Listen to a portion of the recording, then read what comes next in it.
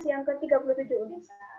Saya ucapkan terima kasih kepada yang terhormat Dr. Setio Hartoto M, selaku Dekan Fakultas Ilmu Olahraga UNESA yang mewakili Bapak Rektor, yang terhormat Bapak Afifan Yulfa Dinata, SPD selaku Pembina UKM Karate UNESA, yang terhormat tamu undangan yaitu Ketua KONI Jawa Timur dan Ketua Forti Jawa Timur, yang terhormat narasumber pada hari ini selaku Seksi Perwasikan Forti Jawa Timur, Simpe Adirengga Destian SOR SPD, dan para peserta webinar yang berbahagia.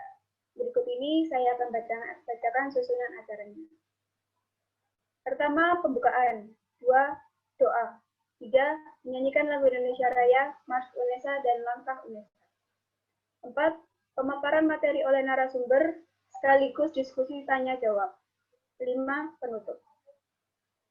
Selanjutnya, untuk memulai acara pada sore hari ini, mari kita berdoa menurut kepercayaan dan ya masing-masing. Berdoa, mulai.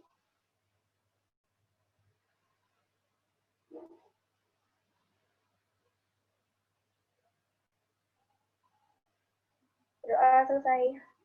Terima kasih. Selanjutnya memasuki agenda, yaitu menyanyikan lagu Indonesia Raya, Mars UNESA, dan Langkah UNESA.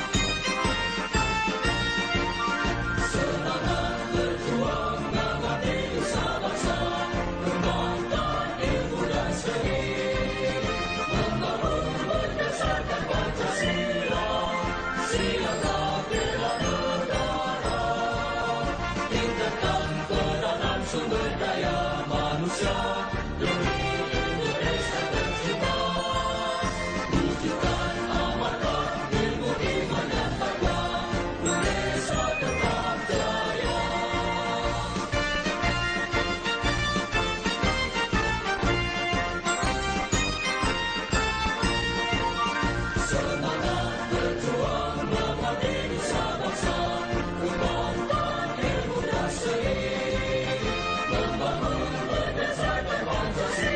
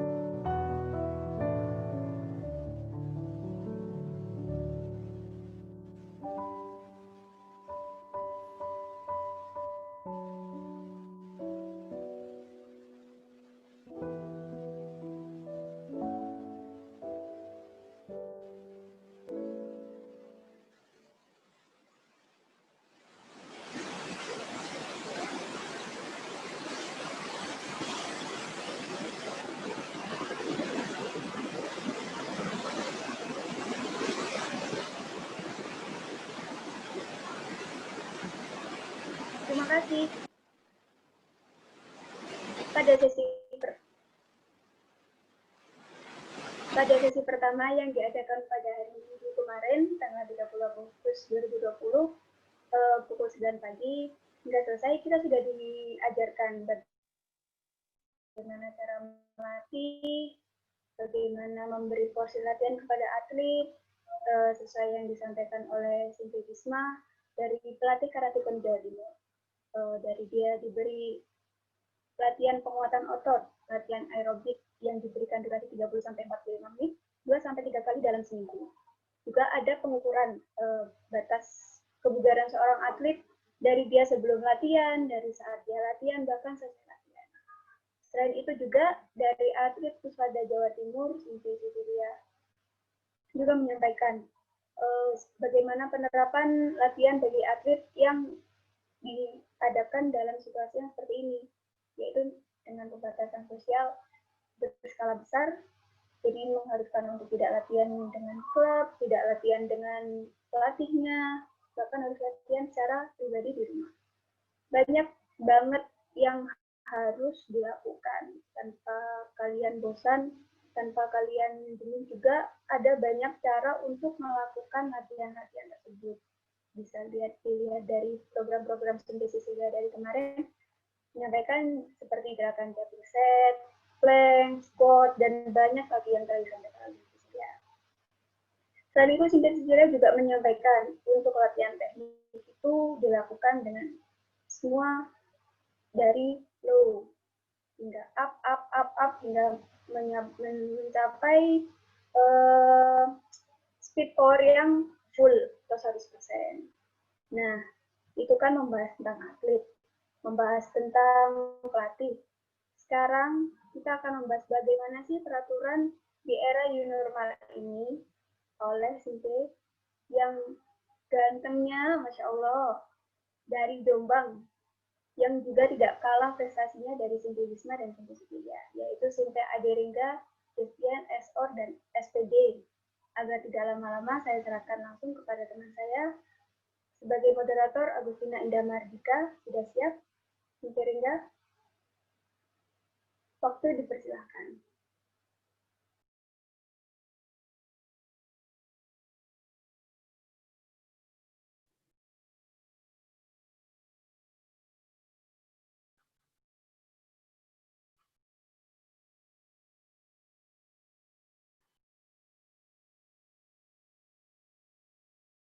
Baik, Assalamualaikum warahmatullahi wabarakatuh. Salam Karate OS.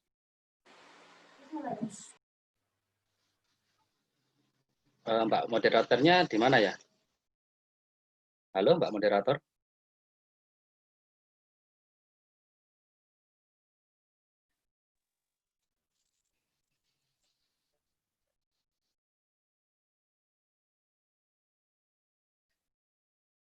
Mbak moderator.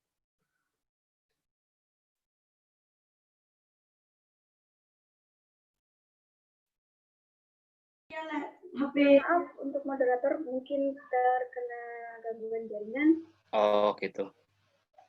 Untuk Sinti, silakan langsung saja disampaikan materinya, nanti moderatornya bisa nyusul. Oke, terima kasih. Terima kasih. Assalamualaikum warahmatullahi wabarakatuh. Salam Karate OS. Selamat sore rekan-rekan dan adik-adik semua.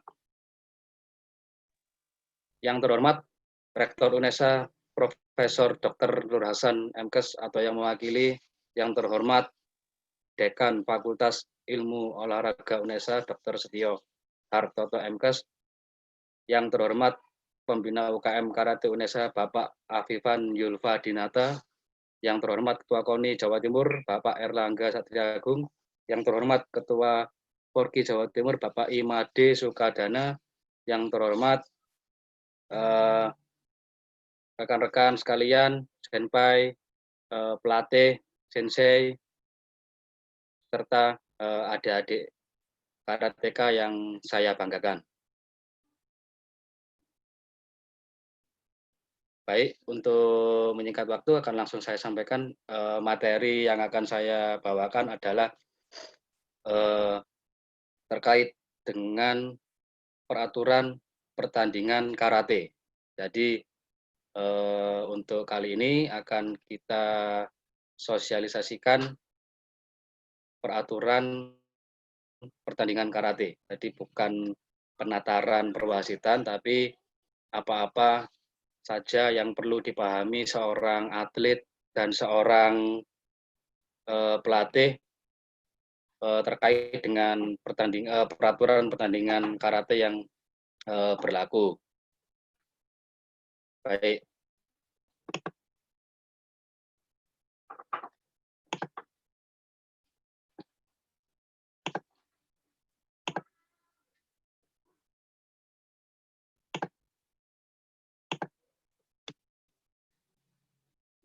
Ya.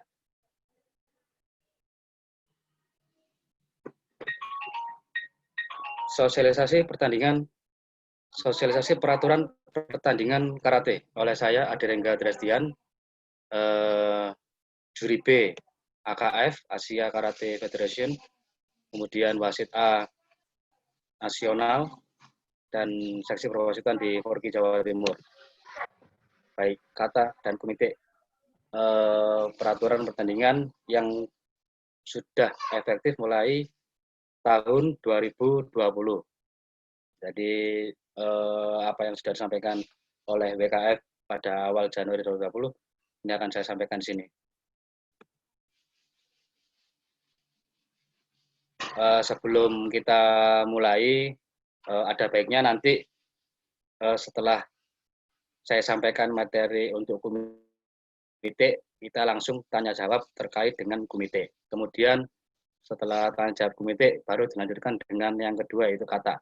Jadi yang pertama kita akan sampaikan materi terkait dengan peraturan pertandingan komite, apa-apa saja yang harus dipahami seorang pelatih, seorang atlet terkait dengan peraturan pertandingan karate, sehingga tidak istilahnya tidak merasa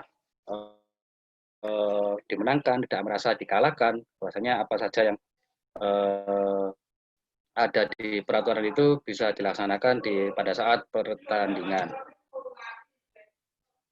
Adapun peraturan pertandingan karate semuanya bersumber dari World Karate Federation, yaitu WKF, dan dilaksanakan di semua belahan dunia, baik Afrika, Eropa, Oseania, ASEAN. Peraturannya adalah sama, jadi menggunakan peraturan yang sama. Di Indonesia pun juga seperti itu, bahwasanya peraturan yang kita adopsi adalah peraturan dari WKF, kita laksanakan di nasional, baik di provinsi, di kabupaten, maupun di tingkat kecamatan. Peraturannya adalah sama. Peraturan, ulangi, area pertandingan komite, jadi area amannya adalah 10 kali 10 meter, ya. Kemudian area pertandingannya adalah 8 kali 8 meter. Sehingga kalau kalian keluar dari 8 meter ini sudah jogai. Ya. Kemudian batas antara ini adalah 2 meter, batas dengan wasit 1 meter. Seperti ini area pertandingan komite dengan 4 juri sisi, juri 1, juri 2, juri 3, juri 4, kemudian wasit tengah dengan kontestan AK dan AO, dan pelatih duduk di luar area. Nah, posisi berdiri seorang atlet untuk komite adalah yang kanan, yaitu tidak di tengah-tengah seperti ini, ya, tapi agak maju, tepat di garis batas kontestan ini, ya. Jadi kalian nanti kalau pertandingan tidak di tengah di sini, tetapi langsung di ujung garis di sini. Ya, ini yang benar. Ya, kadang wasit kalau melihat kontestan berdirinya di posisi tengah seperti ini, biasanya akan langsung disuruh maju seperti ini.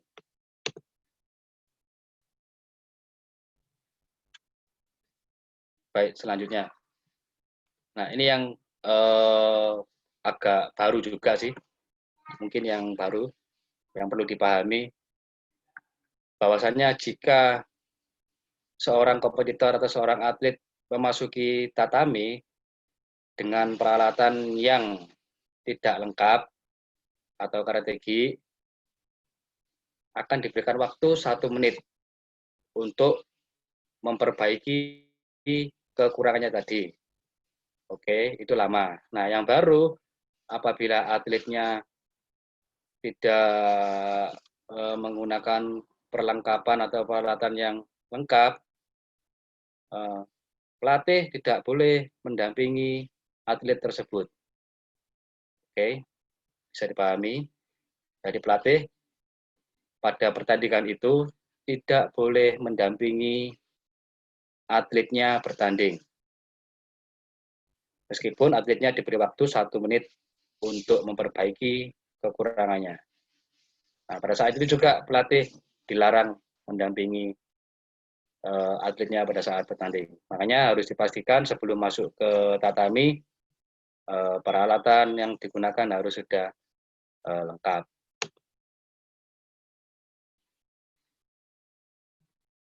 Nah, kenapa kok ini kompetitor atlet pada saat masuk ke tatami tidak lengkap peralatannya, dia hanya diberikan waktu 1 menit untuk memperbaiki. Lebih dari 1 menit dinyatakan kick-in. Ya. Oke. Apa saja peralatan atau equipment yang harus dipakai oleh seorang atlet komite? Yang pertama adalah pelindung tangan atau hand protector, kemudian pelindung gigi, legam seal, pelindung badan, body protector, pelindung dada atau chest protector untuk karateka putri, kemudian pelindung tulang kering, shin protector, pelindung kaki, foot protector, dan pelindung muka atau face mask. Namun face mask hanya digunakan untuk kadet ke atas. Ulangi, pemula ke bawah. Jadi kadet ke atas sudah tidak memakai face mask. Nah, seperti ini peralatan pertandingan. Face mask digunakan untuk pemula ke bawah, dari kadet ke atas sudah tidak memakai face mask. Kemudian body protector, hand, chest, kemudian pelindung kemaluan. Pelindung kemaluan bisa dipakai atau tidak, boleh, tidak masalah. Yang wajib adalah yang di atas ini. Kemudian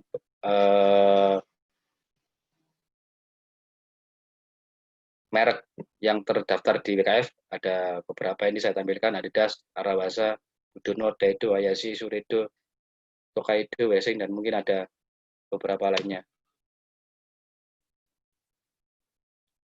Baik, kita lanjutkan. Nah, ini yang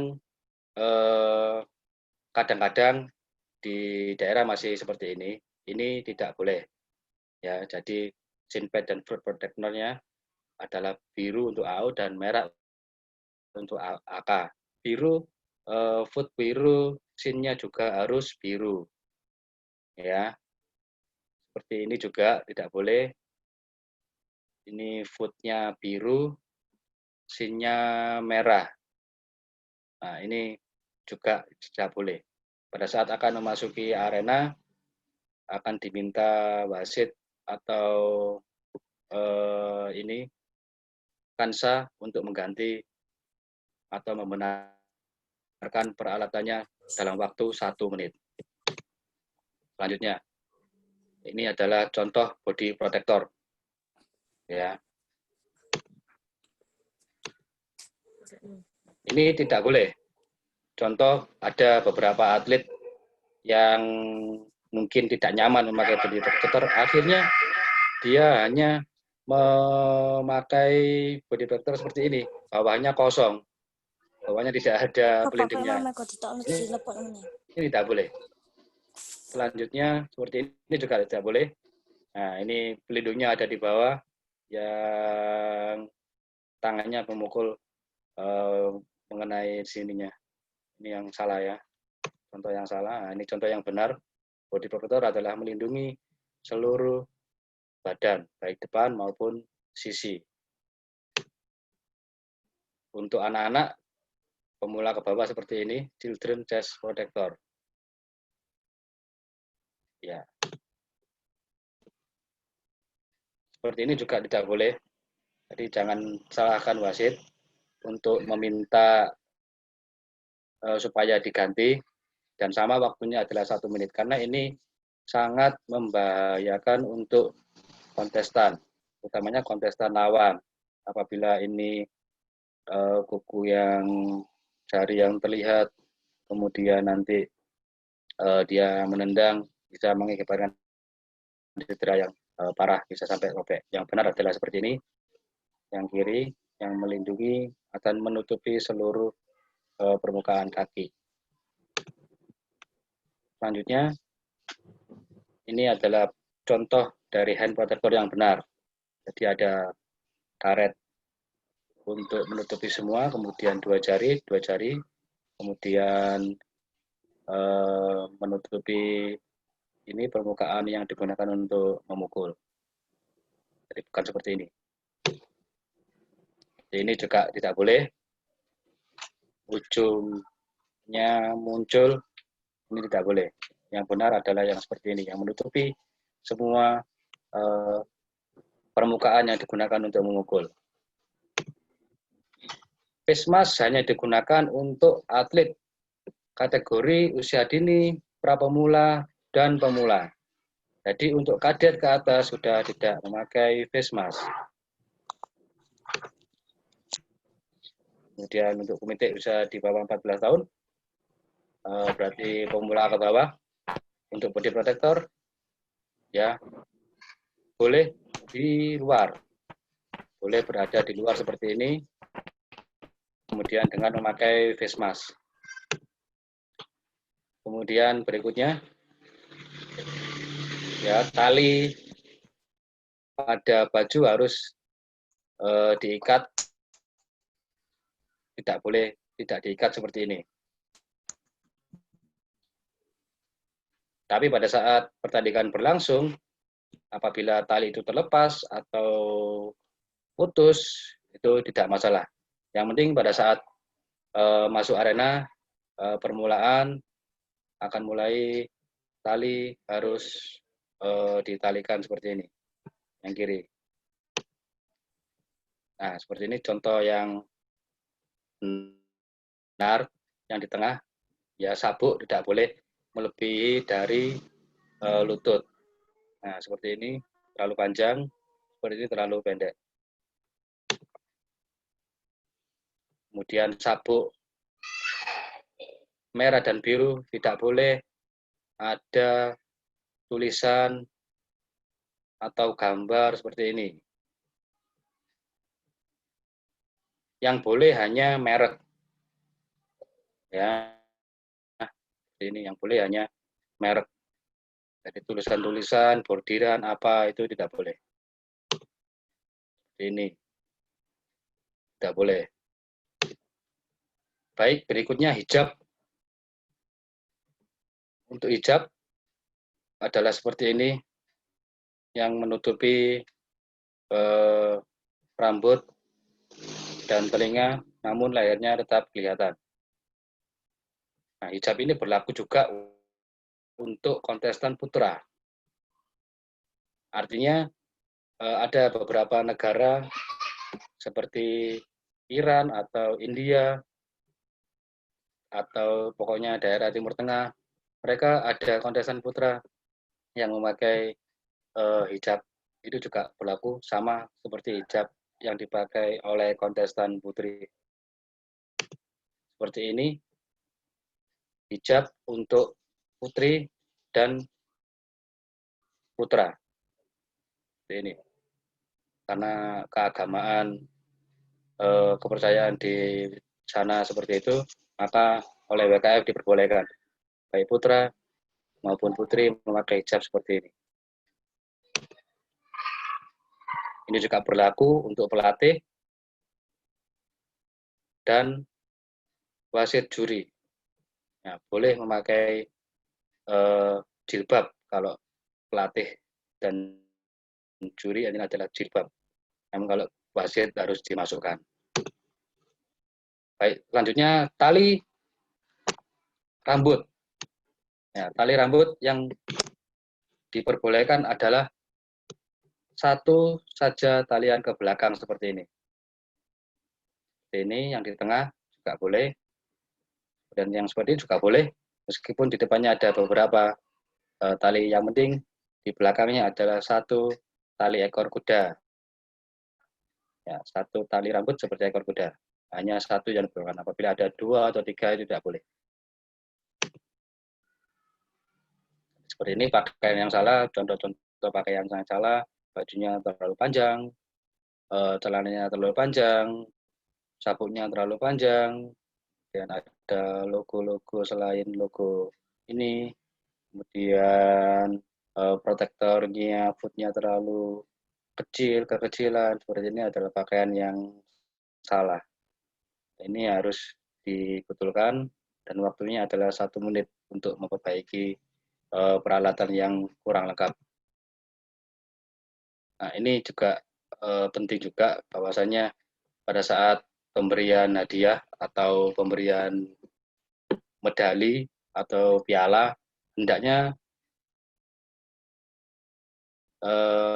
adik-adik para TK memakai training atau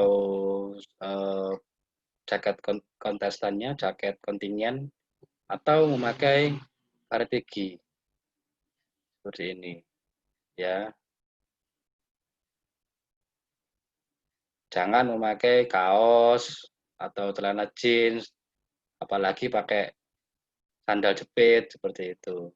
Celana pendek, ya, tidak boleh. Jangan seperti itu, karena sekarang sudah eranya global, digital, semua bisa mengakses, orang seluruh dunia bisa melihat bahwasannya nanti di Indonesia pun kontestannya juga bagus-bagus seperti ini. Tidak ada yang pakai sandal jepit, celana pendek seperti itu. Lanjut, untuk pelatih seharusnya pada saat dan selama mengenakan pakaian sport resmi dari negaranya atau memakai training dan menunjukkan kartu identitas resmi atau ID card. Dan pada saat perebutan medali, pelatih menggunakan pakaian formal, kemeja, kemudian celana panjang, menggunakan jas atau blazer berwarna gelap, dan menunjukkan ID card. Ini untuk Bapak perebutan medali memakai jas. Nah, namun di Indonesia biasanya pada saat kegiatan-kegiatan yang resmi atau event yang besar saja yang seperti ini. Kalau yang open sepertinya mungkin karena efisiensi waktu, apabila menggunakan seperti ini terlalu lama, sehingga langsung dilanjutkan saja. Kemudian, nah ini yang saya sampaikan tadi, pelatih wanita dan pria dapat menggunakan hijab yang sama dengan hijab wasit pria sesuai BKF Approved. Kemudian lanjut, tidak boleh seorang pelatih memakai topi, kemudian membawa kamera, membawa apa ini, video, kacamata, handphone, tidak boleh. Nah, yang boleh adalah membawa apa? Stopwatch, kemudian notepad, ballpoint, kartu protes seperti ini. Jadi pelatih harus memakai training dan menunjukkan ID card-nya, kemudian duduk di kursi dan tidak boleh mengintervensi pada pertandingan. Seperti ini. Pelatih duduk dan hanya memberikan instruksi-instruksi kepada atletnya. Tidak boleh seperti ini, yang di kanan. Ini sudah mengintervensi jalannya pertandingan, sehingga pertandingan menjadi terganggu. Dan wasit akan memperingatkan pelatih yang seperti ini. Apabila peringatan pertama masih tidak dihiraukan, dia masih mengganggu pertandingan, wasit bisa mengeluarkan pelatih yang seperti ini. Ini yang saya maksud tadi, bahwasannya seorang pelatih untuk pertandingan perebutan medali, baik emas, perak maupun perunggu, harus menggunakan kemeja gelap berdasi seperti ini. Ini untuk pelatih perempuan. Nah, ini contoh pelatih yang benar. Mereka duduk, kemudian memakai training lengkap. Tangannya adalah notepad, ballpoint, alat tulis, tidak ada yang lainnya. Ini contoh pelatih yang salah, karena membawa tas, tasnya ada di bawah sini, atau di bawah sini, juga ada yang pakai topi, seperti itu. Itu adalah tidak boleh. Baik, selanjutnya untuk komite beregu. Susunan komite beregu adalah seperti ini. Untuk pemain pertama, itu letaknya adalah di ujung yang paling kiri. Di ujung yang di ujung yang jauh dari wasit. Jadi wasit di sini, pemain pertama adalah yang paling ujung di sini. Kemudian berurutan pemain kedua, pemain ketiga, dan pemain kelima. Jadi tidak terbalik. Kadang ada yang terbalik, pemain pertamanya di sebelah sini. Yang benar adalah pemain pertama di ujung yang jauh dari wasit. 1, 2, 3, 4, 5. Dan komponen atau urutan dari pemain tidak boleh dirubah-rubah.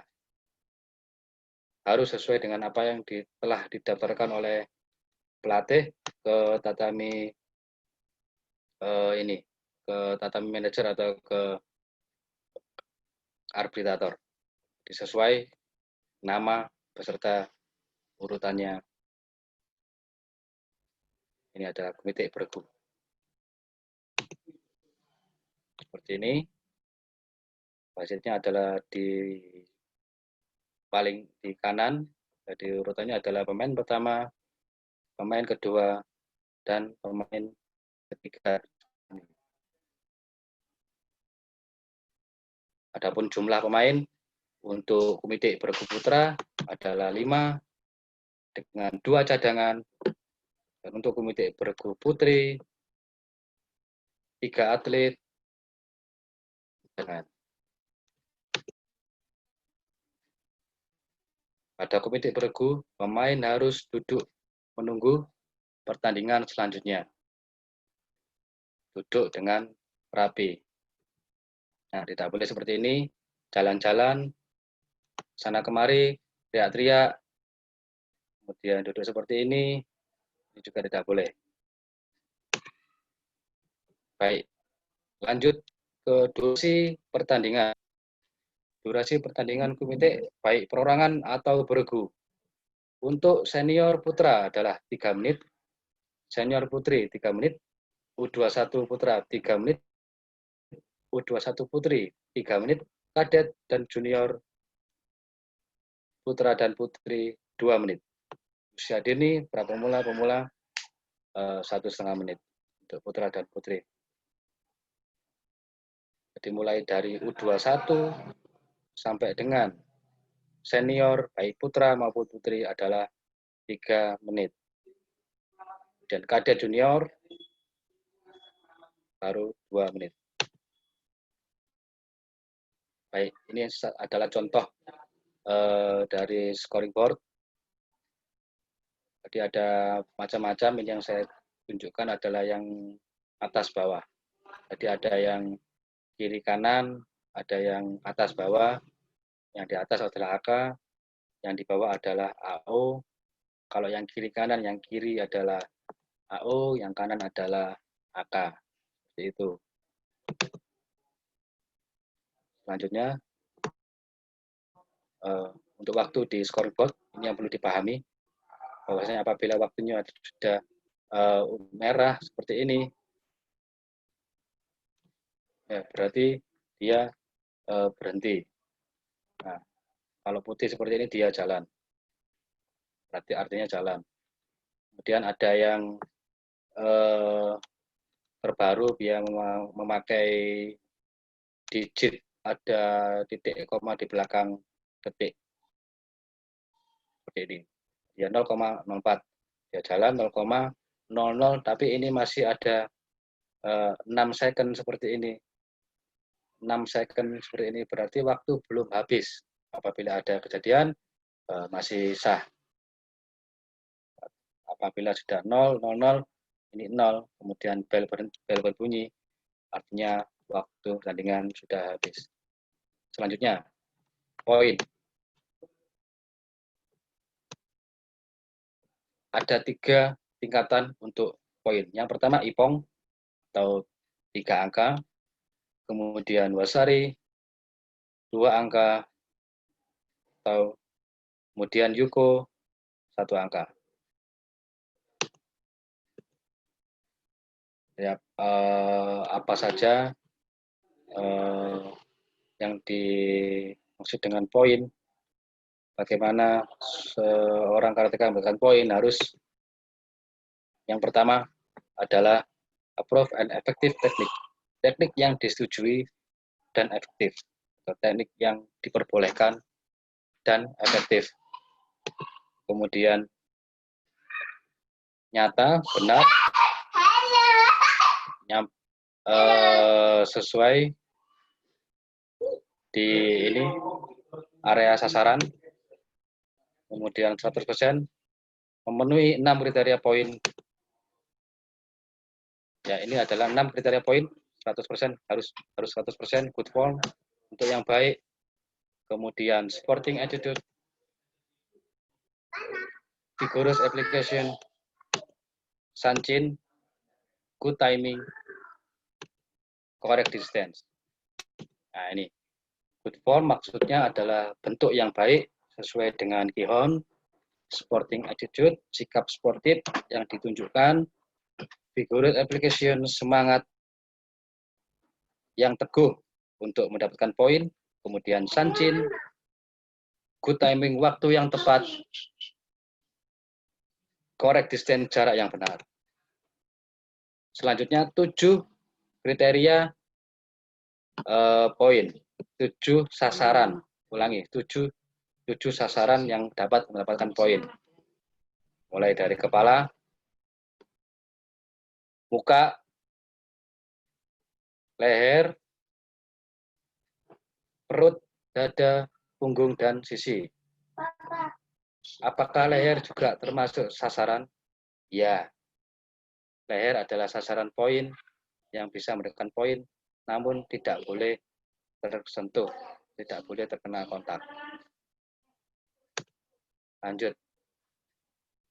Bagaimana supaya mendapatkan IPON atau apa saja kriteria IPON? Yang pertama adalah tendangan jodang. Yang dimaksud tendangan adalah muka, kepala, leher. Semua teknik yang bernilai skor yang dilancarkan pada lawan yang jatuh terlempar, jatuh karena kesalahan sendiri, atau yang tidak berdiri pada kedua kakinya, artinya torso. Kemudian dilanjutkan dengan teknik yang menghasilkan nilai, itu adalah IPON. Ini tendangan jodang ke arah kepala, kemudian seperti ini, take down, membanting, terjatuh atau dijatuhkan, tidak berdiri dengan kedua kaki, kemudian badannya torso, itu adalah IPON. Apabila tidak torso seperti ini, berarti tidak ipon. Skor yang didapatkan adalah skor sesuai dengan teknik yang dilancarkan. Kalau dia memukul berarti Yuko, kalau dia nendang di sisi berarti Wasari. Selanjutnya, Wasari.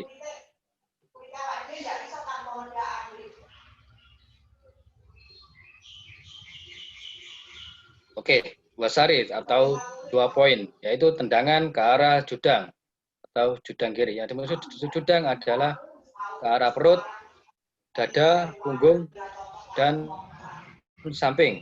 Seperti ini, tendangan ke arah samping, Wasari. Selanjutnya, Yuko. Yuko apa saja? Yang termasuk Yuko adalah semua pukulan atau suki yang dilancarkan pada 7 area skor, kemudian semua hantaman yang dilancarkan pada 7 area skor. Nah, yang penting pada dasarnya semua teknik tadi harus tidak mengandung unsur pelanggaran kategori 1 maupun kategori 2. Ada contoh dari Yuko.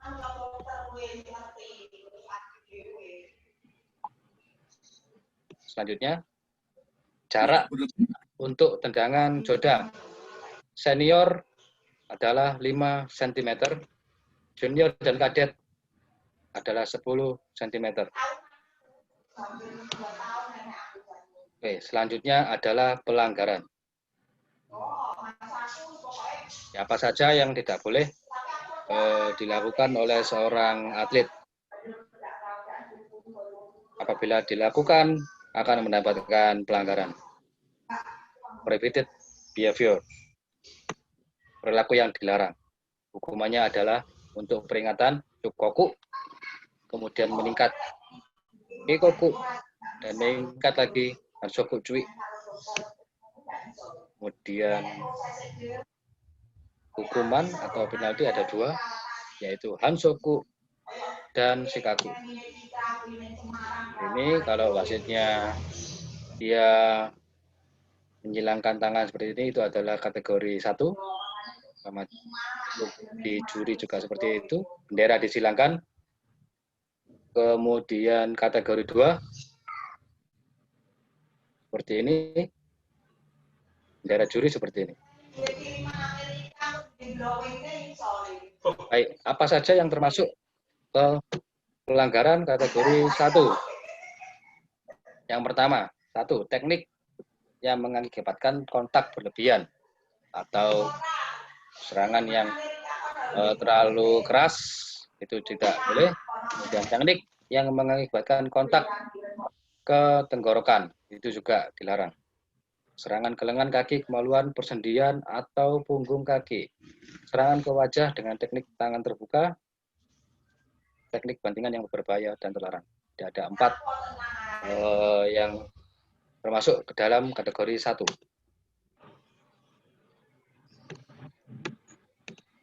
Selanjutnya, exaggeration of injury, melebih-lebihkan dampak dari cedera. Kontestan yang berperilaku overreacting terhadap kontak ringan dalam usaha untuk membuat wasit menghukum lawan, seperti memegang muka lawan, menjatuhkan diri, akan segera diperingati atau dihukum. Minimum peringatan adalah Hansoku Cui.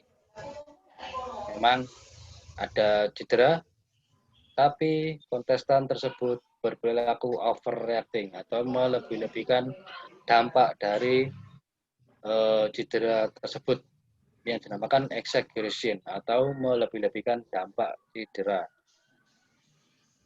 Ya, atau dalam bahasa sehari-hari bisa disebut dengan cengeng. Ini hukumannya adalah Hansoku Cui, langsung Hansoku Cui.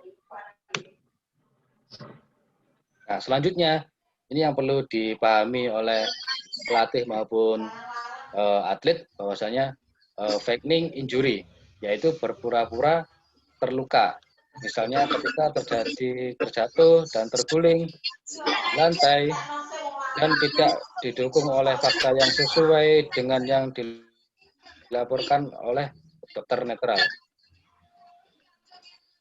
Ini berpura-pura, ya, jadi tidak ada apa-apa, tidak ada serangan atau serangannya kepala dia berpura-pura perutnya sakit, seperti itu. Ini yang dimaksud berpura-pura. Jadi perlu dipahami ada perbedaannya antara melebih-lebihkan cedera dan berpura-pura cedera. Kalau melebih-lebihkan dia jelas ada cedera tapi dia melebih-lebihkan, tapi kalau berpura-pura tidak ada cedera tetapi seakan-akan terjadi cedera. Nah, untuk gestur dari wasit seperti ini. Ini adalah melebih-lebihkan cedera atau cengeng tadi. Hukumannya adalah hansoku cuy. Nah, yang seperti ini gestur untuk berpura-pura cedera. Seperti ini. Hukumannya bisa hansoku cuy, bisa langsung hansoku.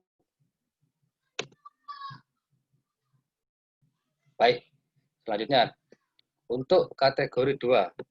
Minimum peringatan untuk perilaku membuang-buang waktu pada masa atau shibaraku atau waktu kurang dari 15 detik. Avoiding combat, yaitu menghindari pertarungan. Apa saja yang termasuk ke dalam avoiding combat pada saat atau shibaraku dan dia mendapatkan langsung hukuman hansoku cuy. Yang pertama adalah bergumul seperti ini, mendorong, ya, kemudian memegang, seperti ini, kemudian jogai, kemudian menarik. Ini hukumannya langsung hansoku cuy. Baik, selanjutnya passivity, kondisi di mana seorang kontestan atau keduanya tidak membuat suatu teknik dalam jangka waktu tertentu. Artinya dua kontestan pasif, diam saja dalam waktu tertentu, ini akan mendapatkan pelanggaran passivity. Passivity tidak berlaku pada saat waktu kurang dari 15 detik atau shibaraku. Jadi meskipun kontestan diam saja pada waktu kurang 15 detik, tidak akan mendapatkan hukuman passivity. Selanjutnya susukite atau memulai kembali. Nah, ini yang baru apabila kedua kontestan pasif, tidak ada serangan, tidak ada suatu taktik yang ditampilkan, maka wasit akan memerintahkan untuk bertarung atau bertanding baik on susukite. Bila masih tetap seperti itu, tetap pasif, kemudian wasit akan menghentikan pertandingan dan akan memberikan hukuman passivity. Seperti ini contoh gestur dari seorang wasit untuk susukite. Nah, pengalaman kami pada saat seorang wasit mengapa-apakan untuk susukite, kedua kontestan tidak mengerti apa itu susukite, dikira yame. Kemudian kontestan tersebut lengah sehingga terkena serangan dari kontestan yang lainnya. Ini perlu dipahami oleh atlet. Kemudian gestur yang berikutnya wakarete. Ini yang baru. Apabila kedua kontestan bergumul, kemudian chest to chest, wasit akan memerintahkan untuk berpisah. Namun apabila tidak berpisah, hukuman akan dijalankan. Ini juga sama, kadang atlet tidak mengerti maksudnya dari wasit tersebut. Kemudian atletnya lengah, kemudian dilancarkan teknik yang menghasilkan angka, ya itu tetap nilai. Makanya hati-hati untuk atlet, harus dipahami juga susukite maupun wakarete. Pelanggaran kategori 2 termasuk seperti ini. Yang pelanggaran adalah yang AO. Ya, karena setelah dibanting oleh AK, ternyata si AO dia masih memegang di baju AK. Ini masuk ke pelanggaran kategori 2 memegang. Seperti ini. Sama, ini sama. Baik, selanjutnya yang termasuk ke dalam pelanggaran kategori 2, serangan yang berbahaya, tidak terkontrol, atau pukulan atau lewat. Biasanya pukulan lewat, gestur yang seperti ini, tangan ke samping sampai ke belakang. Kemudian berbicara atau memaki lawan dan berperilaku buruk, dan menyerang dengan kepala, lutut, atau siku.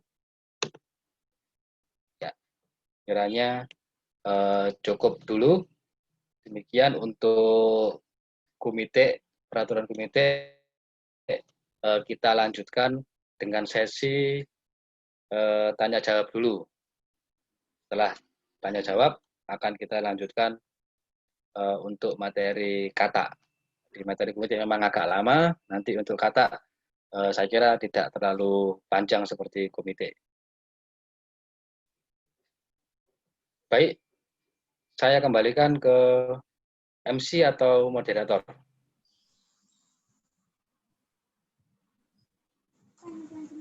Silakan untuk MC-nya. Baik, terima kasih Bapak Rega. Sebelumnya saya mohon maaf Bapak dan saudara-saudara yang terkendala dengan sinyal. Kemudian, baik, materinya telah selesai disampaikan. Untuk itu kita berikan tepuk tangan yang sangat meriah kepada Bapak Rega. Dan itu tadi sekilas materi yang telah disampaikan oleh Bapak Rega yang berkaitan dengan pengenalan. Sebelum itu, saya akan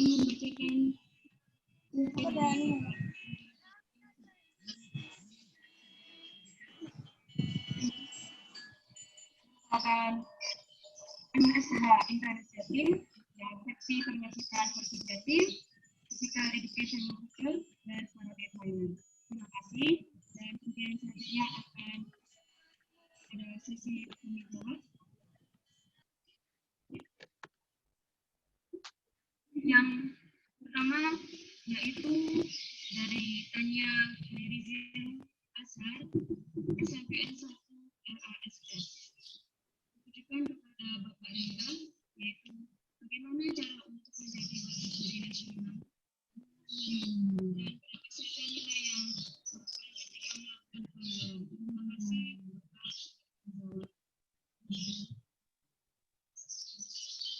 Baik, terima kasih pertanyaan yang bagus. Bagaimana caranya supaya menjadi wajib juri nasional? Ya, tentunya dengan mengikuti penataran wajib juri dengan tingkatan. Yang pertama, mulai dari wasit juri tingkat daerah, mungkin ada di kabupaten, kemudian di provinsi, baru di nasional. Kalau jadi nasional bisa sampai ke Asia maupun dunia. Seperti itu. Jadi ada tingkatannya. Kita harus mengikuti penataran mulai dari tingkat kabupaten, provinsi, kemudian nasional. Seperti itu. Terima kasih.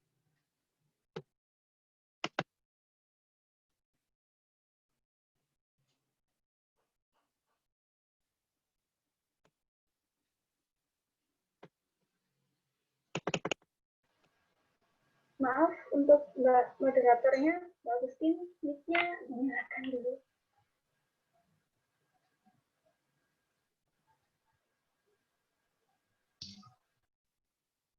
Baik, mohon maaf.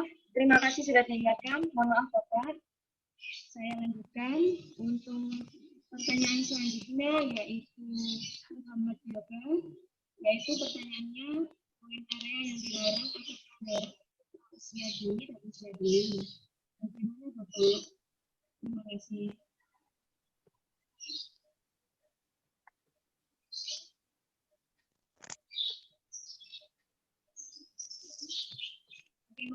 apakah suara saya kurang jelas? Kembali.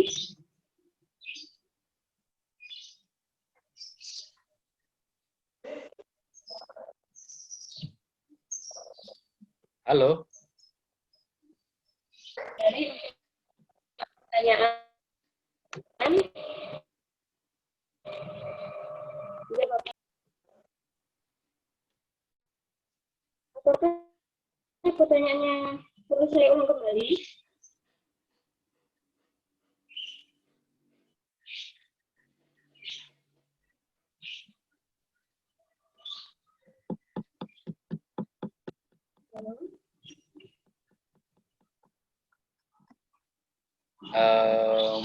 Mbak Agustinnya suaranya putus-putus. Kayaknya sinyalnya lagi low.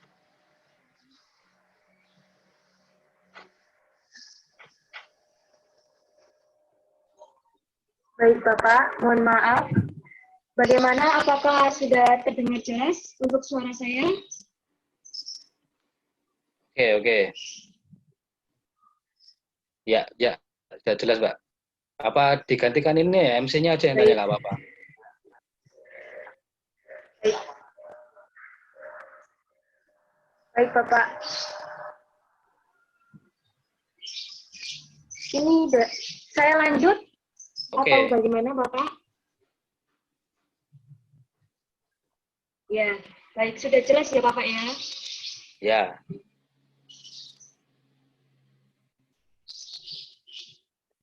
Ya, saya akan membacakan pertanyaan dari Muhammad Yoga Umum, yaitu bagaimana poin area yang dilarang atau pelanggaran untuk usia dini dan usia dini. Pertanyaan dari Yoga.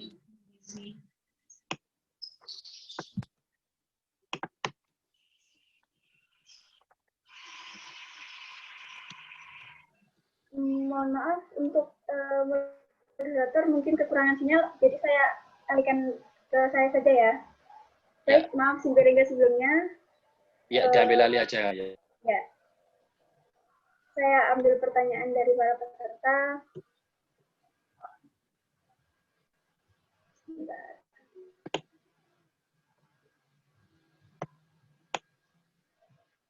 Dari Salsabila Alfian, SMK Negeri 3 Balegda.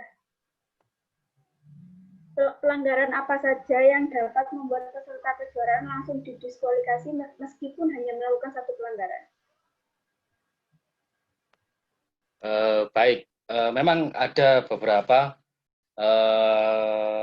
yang sangat dilarang di peraturan WKF, bahwasanya apabila dilakukan akan langsung didiskualifikasi atau dikeluarkan dari pertandingan. Ada beberapa, tentunya yang terkait dengan jiwa busido atau etika seorang karateka. Jadi yang paling utama adalah tidak berlaku sportif atau melakukan sesuatu yang tidak layak dilakukan oleh seorang karateka dengan jiwa busidonya, itu akan mendapatkan pelanggaran yang langsung bisa didiskualifikasi. Demikian. Ya, terima kasih. Untuk pertanyaan selanjutnya dari Pak Fatwa Sindoka Jember. Seumpama kedua peserta melakukan serangan secara bersama-sama dan seumpama keduanya tepat sasaran, apakah wasit atau juri yang menilai mempertimbangkan jam terbang atlet tersebut untuk menentukan poin dan atlet mana yang akan diambil poinnya? Bagaimana Bapak? Baik, jadi memang sangat sering terjadi kedua kontestan melakukan serangan yang bersamaan dan keduanya memenuhi kriteria poin dan keduanya juga tepat sasaran dan tidak mengalami unsur pelanggaran. Di sini ada untuk seorang wasit ada namanya sudut pandang. Jadi ada juri 1, juri 2, juri 3, dan juri 4. Mereka sudut pandangnya tidak sama. Ada yang menghadap ke kiri, ada yang menghadap ke kanan. Tentunya mereka seorang juri akan mengeluarkan nilai berdasarkan apa yang mereka lihat, yang ada sesuai fakta. Jadi bukan seperti ini yang dimaksudkan seperti apa namanya ini, mempertimbangkan jam terbang atlet seperti itu, bukan, tapi adalah sudut pandang yang diperhatikan. Kemungkinan bisa dua-dua sama-sama mendapatkan poin, atau memang dari sudut yang tertentu hanya si AK atau si AU saja yang terlihat poinnya. Namanya sebagai seorang atlet harus memahami itu, bagaimana sudut pandang seorang juri. Demikian. Terima kasih. Selanjutnya ada pertanyaan dari Angga Gokasi Sumsel. Untuk pertandingan kelas senior, untuk serangan bagian muka, jarak antara serangan dan target itu berapa? Dan yang bisa membuat serangan tersebut menjadi pelanggaran 1 atau pelanggaran 2 itu seperti apa? Baik, untuk jarak serangan ke muka antara untuk kategori senior, serangan dengan target itu adalah 5 cm. Nah, apabila dia memenuhi kriteria poin dan sasaran, itu akan menjadi skor. Tapi akan menjadi pelanggaran C1 apabila serangan tersebut terlalu keras atau menjadi kontak yang terlalu keras, itu akan menjadi pelanggaran C1. Dan apabila menjadi C2, apabila serangan tersebut mungkin tidak mencapai sasaran, artinya dia melewati sasaran, menjadi serangan uncontrol, atau dia joget terlebih dahulu, atau dia memegang dahulu kemudian melancarkan serangan, itu akan menjadi kategori 2. Demikian. Baik, terima kasih. Selanjutnya ada pertanyaan dari Eko Budi. Saya mau bertanya, apabila ada salah satu keputusan dari wasit, apakah ofisial atau atlet tidak punya hak banding untuk memperbaiki kesalahan wasit juri?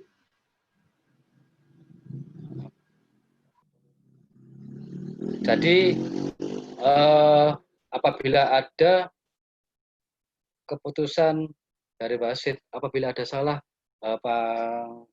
nah panjenengan bisa tahu salah apa benernya dari mana? Iya.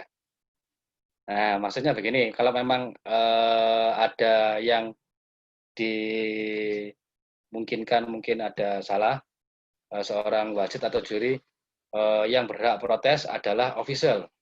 Jadi official atau pelatih yang mendampingi itu bisa menyampaikan protes ke tatami manajer pada pertandingan tersebut. Kemudian tatami manajer akan dilanjutkan ke dewan wasit yang ada di pertandingan tersebut. Jadi memang kalau memang tentunya dengan standar protes yang sudah ada, yaitu menuliskan di kertas protes dengan menyampaikan ini istilahnya dana atau saldo untuk protes. Kalau protes diterima, keputusan akan diganti karena apabila memang terjadi kesalahan atau kelalaian dari wasit, maka uang akan kembali. Apabila protes ditolak, uang tidak akan kembali. Ya, demikian. Untuk pertanyaan terakhir mengenai komite dari Muhammad Yoga dari umum, poin area yang dilarang atau pelanggaran untuk pra usia dini dan usia dini, bagaimana? Jadi sebenarnya untuk pelanggaran adalah sama semua, hanya tingkat kontaknya yang berbeda. Jadi sama, tingkat kontaknya yang berbeda untuk usia dini dan pra usia dini dan usia dini, termasuk usia dini, termasuk pemula, itu tidak boleh mengenai kepala. Jadi serangan ke kepala tidak boleh tersentuh atau tidak boleh ada kontak ke arah kepala. Kemudian tidak boleh menggunakan teknik bantingan. Jadi ada dua tadi, tidak boleh serangan ke kepala, tidak boleh menyentuh kepala, kemudian tidak boleh menggunakan teknik bantingan. Ya, demikian. Baik, terima kasih untuk Sindarinda. Saya kembalikan lagi ke moderator untuk memasuki materi kata. Monggo, moderator. Baik, terima kasih untuk kesempatan saya. Mohon maaf dari apabila ada kendala sedikit. Mohon maaf, Bapak. Iya, nggak apa-apa. Baik, kemudian di sini akan dilanjutkan yaitu pengenalan kata dalam pertandingan yaitu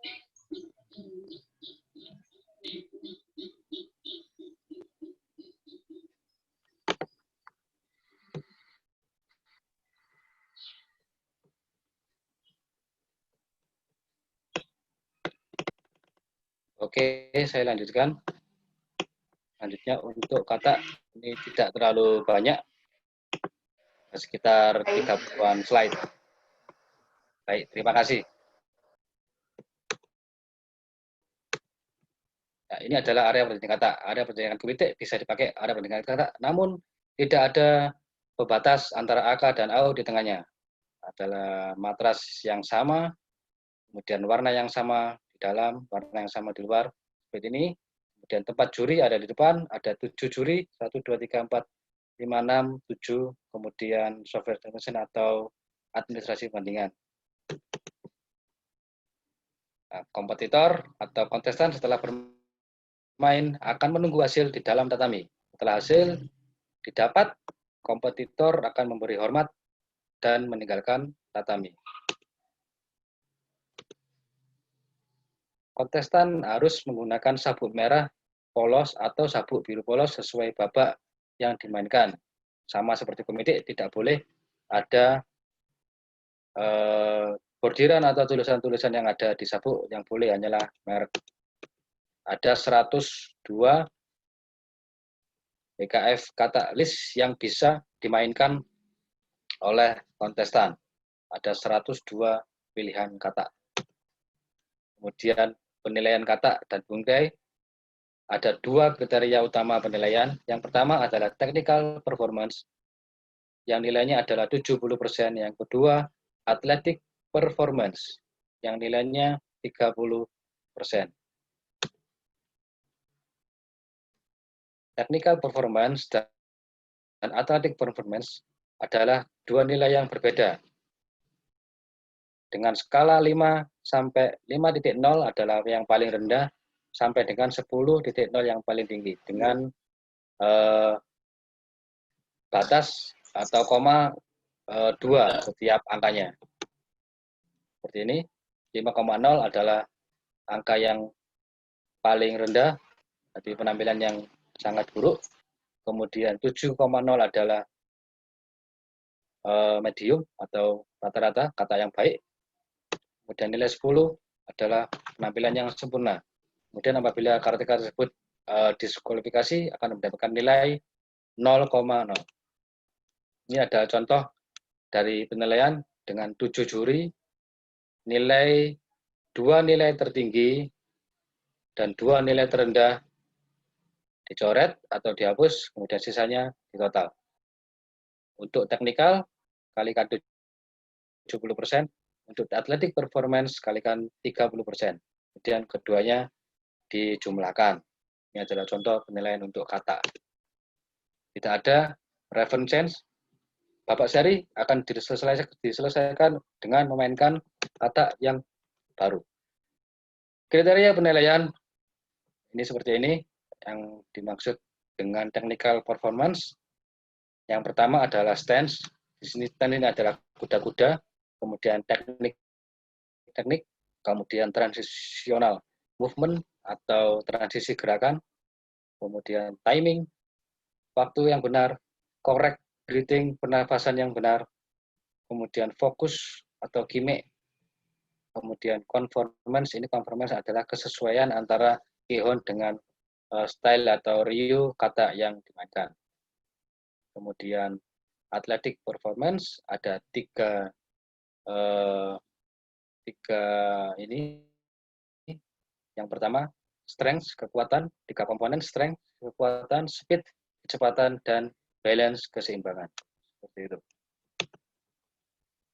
Kemudian untuk kata bergu, waktu akan dimulai ketika hormat akan memulai kata. Jadi pada saat di tengah, kontestan menghormat, waktu akan berjalan, dan waktu akan berhenti ketika kontestan menghormat di akhir setelah memainkan kata. Apabila dia babak perebutan medali, dia akan memainkan bunkai terlebih dahulu, kemudian dia akan melakukan penghormatan. Berakting pingsan pada saat bunkai adalah perilaku yang tidak pantas. Seperti ini, pada saat melakukan bunkai, setelah gerakan, kontestan seakan-akan pingsan atau berakting pingsan, tidak bangun-bangun, ini adalah termasuk ke dalam pengurangan nilai. Nah, yang benar seharusnya setelah melaksanakan bunkai, atlet tersebut berdiri seperti ini, minimal dengan jongkok satu kaki atau seperti ini. Kata is not a dance or theatrical performance. Di kata ini adalah bukan tarian atau teatrikal. Di gerakan-gerakan seperti ini adalah pengurangan nilai. Kata yang sudah dimainkan tidak boleh diulangi lagi, meskipun digunakan untuk babak tie break atau babak drawing, babak draw, harus memainkan kata yang lain. Ini adalah tanggung jawab dari pelatih atau kontestan untuk memastikan nama kata yang akan dimainkan. Kata bergu semuanya harus menghadap ke depan, menghadap ke juri satu atau menghadap ke juri.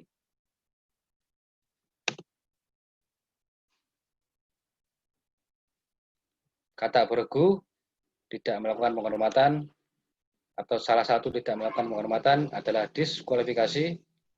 Kemudian melebihi waktu 5 menit untuk kata dan bunkai juga diskualifikasi.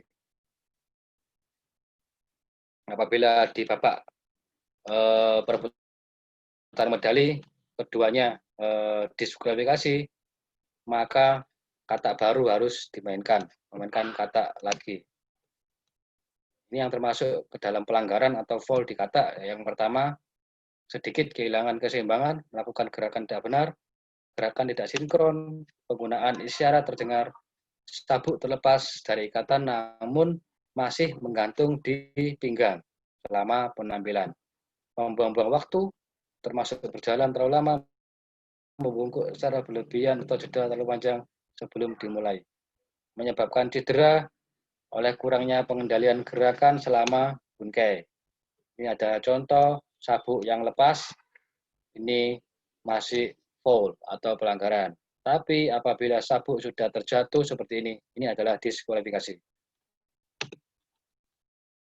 Selanjutnya, diskualifikasi apa saja? Yang pertama, membawakan kata yang salah atau mengumumkan kata yang salah. Artinya kata yang didaftarkan tidak sama dengan kata yang dimainkan, atau menyebutkan kata yang tidak sama dengan kata yang dimainkan. Kemudian tidak melakukan hormat pada saat memulai dan selesai, kemudian jeda, berhenti, kemudian mengganggu fungsi juri. Nomor 5, sabuk terjatuh pada saat peragaan kata, melebihi batas waktu total 5 menit untuk kata dan bunkai. 7, menggunakan teknik guntingan kaki ke arah leher. 8, tidak mengikuti instruksi dari juri kepala atau kesalahan lainnya. Seperti ini, Jodang Kanibasami, teknik guntingan ke arah leher ini diskualifikasi. Tapi apabila teknik tersebut dilaksanakan di badan, itu tidak diskualifikasi, artinya boleh. Kemudian ini yang baru untuk kata bergu, satu anggota dari tim dia mengganti atau tekniknya tidak sama pada saat penampilan, itu adalah diskualifikasi. Diskualifikasi, para juri akan memberikan nilai 0,0. Oke, kita lanjut. Nah, inilah yang terbaru, bahwasanya untuk penentuan sabuk merah atau sabuk biru. Sabuk merah akan dan sabuk biru akan ditentukan oleh drawing yang dilaksanakan di ADM pertandingan. Apabila di grup itu sabuk merah, maka apabila lolos ke babak berikutnya di ronde kedua dia tetap memakai sabuk merah dan berlanjut. Kemudian apabila ada babak ketiga, dia akan tetap memakai sabuk merah sampai dengan ke babak perebutan medali, dia akan tetap memakai sabuk merah. Jadi dibagi menjadi dua, merah dan biru. Di biru pun sama, babak pertama biru, babak kedua biru, babak ketiga biru, babak perebutan medali juga biru. Dan ini adalah untuk apabila tidak memiliki panel.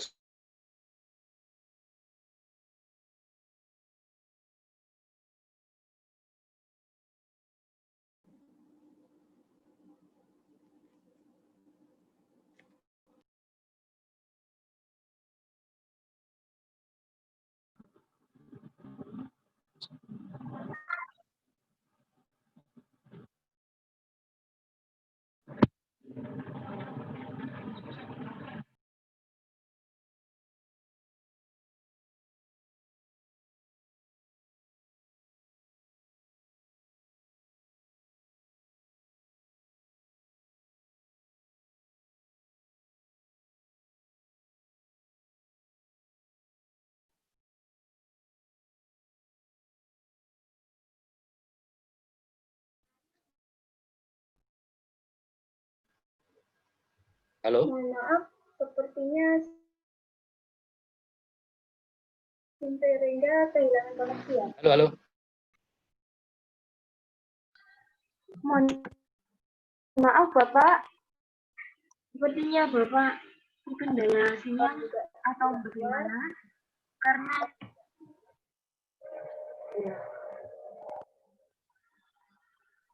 Halo. Iya Bapak, halo. Ya, Sudah oke. kembali Pak. Oke. Akan dilanjut.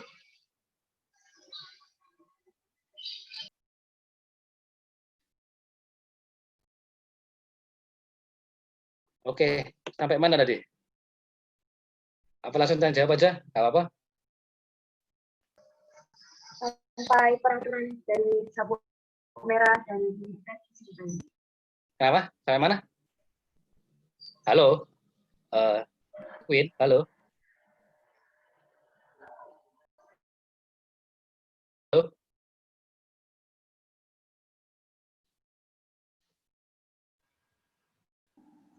Gimana sih, Pit, untuk sinyalnya? Sampai pertandingan Sampai mana tadi? pertandingan di sabuk merah dan biru. Kakak sampai. Oh, itu. Ya. Oh, udah mau selesai itu, langsung aja berarti. Oh, begitu baik. Ya. Baik. Terima kasih Bapak menyampaikan materi yang berkaitan tentang penanganan khusus saja untuk pertanyaan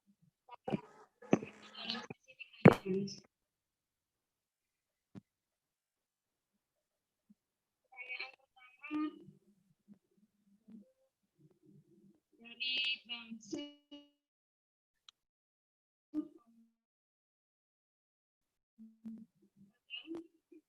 yang ditujukan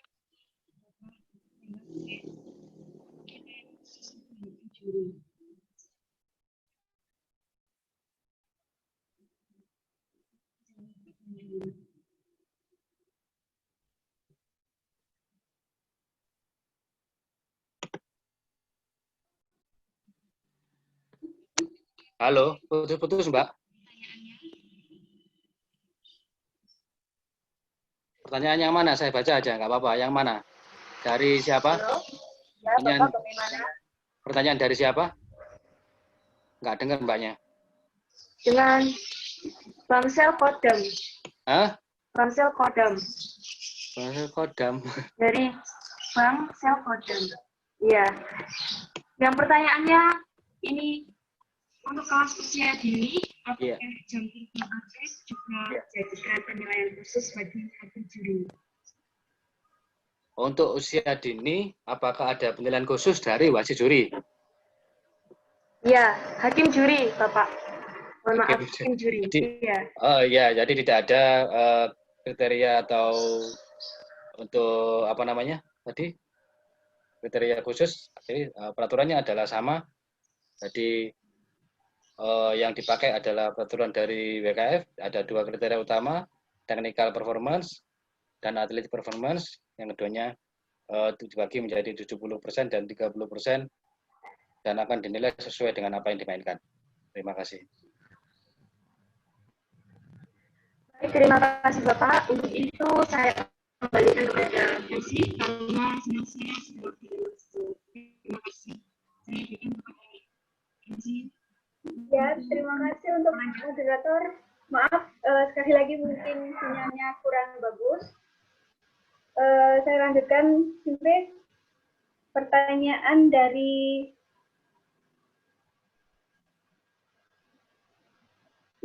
Novandi Firdaus Yusuf, Universitas Negeri Yogyakarta. Apakah penentuan kata pertandingan dalam poin, contohnya seperti peserta 1 memilih kata unsu, dan peserta 2 memilih kata kudus yoso. Kalau aturan lama, setahu saya kata unsu lebih besar poinnya daripada kudus yoso. Terima kasih. Baik, benar sekali, saudara siapa tadi? Dari mana tadi? Novandi Firdaus, Universitas Negeri Yogyakarta. Ya, Novan dari Jogja, benar sekali bahwasanya untuk peraturan yang lama, tingkat kesulitan dari kata yang dimainkan memang ada menjadi kriteria tambahan untuk penilaian, tapi untuk peraturan yang baru tidak ada tingkat kesulitan kata. Jadi hanya tadi yang saya sampaikan bahwa ada dua saja, yaitu technical dan athletic performance. Kata yang dimainkan apapun katanya, nilainya tergantung dari kontestan yang memainkannya. Jadi tidak ada kata yang tinggi nilainya, rendah nilainya, sebenarnya tidak ada. Tergantung dari penampilan dari kontestan tersebut. Terima kasih. Terima kasih, Bunda. Selanjutnya ada pertanyaan dari Azima Zafir. Os, bagaimana jika pemain A dan B memiliki nilai yang sama? Jika sudah diulang berkali-kali, tetap memiliki nilai yang sama. Bagaimana, Bunda? Baik, terima kasih. Jadi untuk babak tiebreak atau skor yang sama itu hanya mengulang satu kali saja. Hanya saya ulangi, hanya mengulang satu kali penampilan saja. Ya. Nah, apabila masih sama, itu ada langkah-langkahnya di buku peraturan pertandingan. Contohnya membandingkan nilai terendah, kemudian membandingkan nilai tertinggi, kemudian membandingkan nilai teknikal, membandingkan nilai atletik sampai dengan ada 15 tahapan. Apabila masih sama juga sampai ke 15 tahapan tersebut akan dilaksanakan coin toss untuk menentukan pemenangnya. Baik. Terima kasih juga. Selanjutnya ada dari Angga Gokasi Sumsel. Di masa pandemi seperti ini, seperti sekarang ini, sistem pertandingan dan sistem penilaian untuk pertandingan kata secara virtual itu seperti apa? Dan saya pernah melihat di Eropa pernah diadakan pertandingan kata secara outdoor di area pantai dan tanpa matras sebelum adanya pandemi. Apakah pertandingan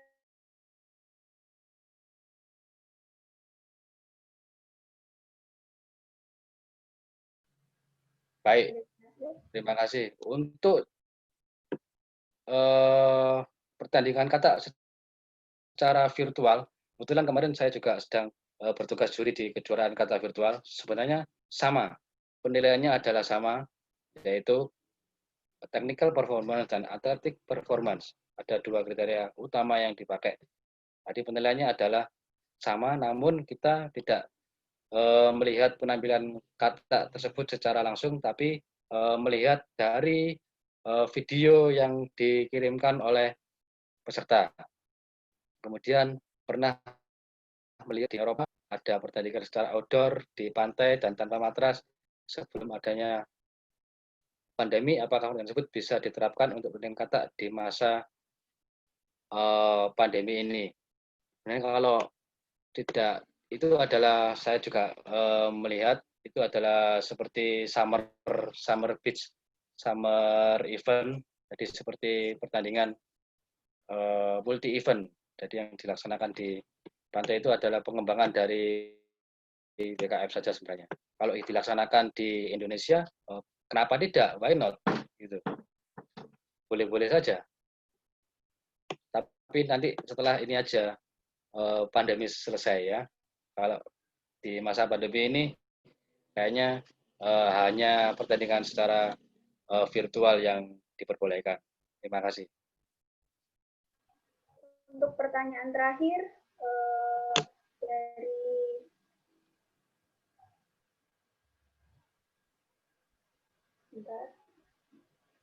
dari Verlin Wijaya, Sotokai Surabaya, yang termasuk penilaian teknikal dan atletik apa saja? Yang termasuk kriteria teknikal atau atletik performance. Untuk tadi sudah saya sampaikan, untuk technical performance ada 7, dari kuda-kuda, kemudian transisi gerakan, teknik-teknik, kemudian waktu, timing, kemudian pernafasan yang benar, dan kesesuaian dari ihon atau kata yang dimainkan sesuai dengan aliran atau ryu yang dimainkan. Kemudian yang kedua, untuk technical performance ada 3, yaitu kekuatan, kecepatan, dan keseimbangan. Terima kasih. Ya, Queen di mute.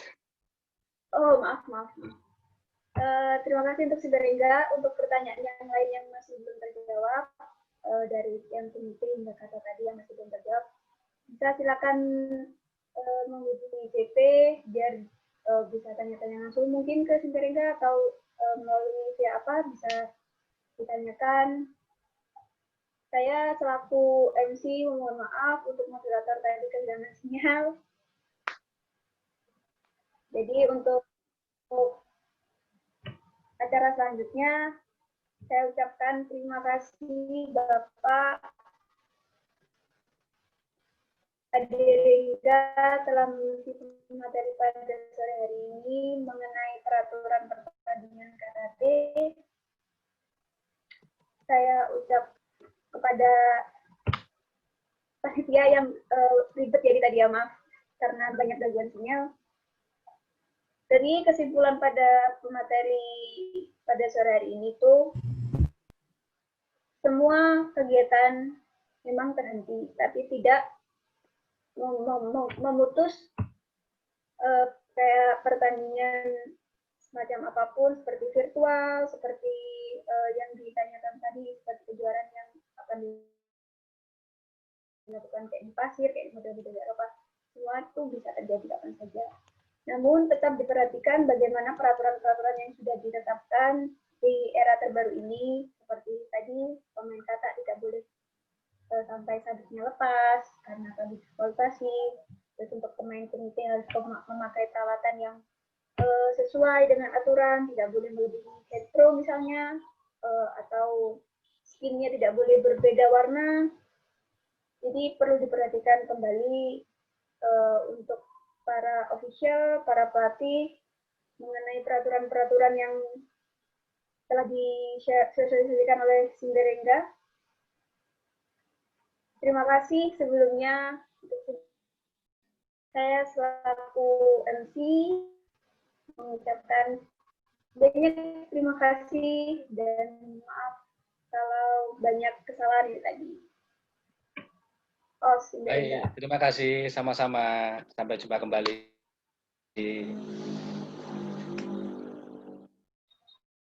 Baik, alhamdulillah sampailah kita di penghujung acara Webinар Karate sesi kedua ini. Terima kasih untuk moderator dan para narasumber. Ya walaupun tadi sedikit terganggu dengan sinyal ya, dimaklumin. Baik, terima kasih. Saya selaku panitia yang bertugas memohon maaf jika ada salah kata dan perbuatan.